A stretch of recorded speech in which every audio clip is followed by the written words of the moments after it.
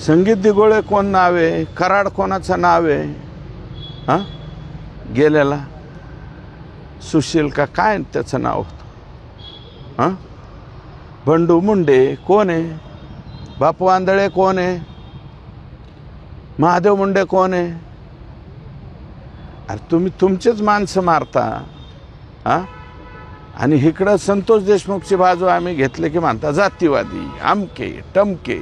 आणि हे काय 43 गुन्हे ज्यांच्यावरती आहेत, दरोड्याचे गुन्हे आहेत, 307चे मला वाटतं एक सलग गुन्ह्याची यादी आलेली आहे.